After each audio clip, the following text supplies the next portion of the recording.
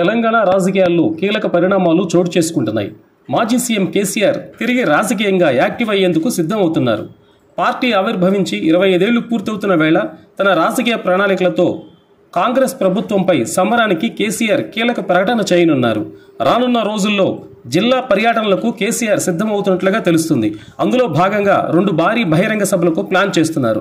దీంతో ఈరోజు కేసీఆర్ చేసే రాజకీయ ప్రకటనపై సర్వత్రా ఆసక్తి నెలకొంది.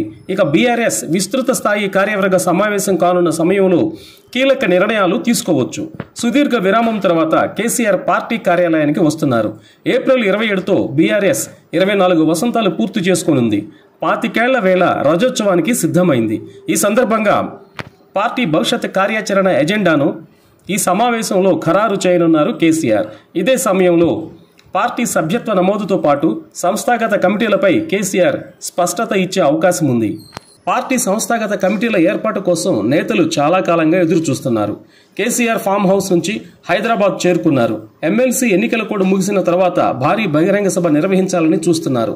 రాష్ట్రంలో కాంగ్రెస్ ప్రభుత్వం ఏర్పడి 17 నెలలు అవుతుండటంతో ఇక రేవంత్ పాలనలోని లోపాలపై నిరసనకు దిగాలని కేసీఆర్ భావిస్తున్నారు. ప్రభుత్వ పనితీరు, హామీల అమలుకి ప్రభుత్వంపై ఒత్తిడి తీసుకురావడం, భవిష్యత్ కార్యాచరణపై నేతలకు కేసీఆర్ దిశానిర్దేశం చేయనున్నారు.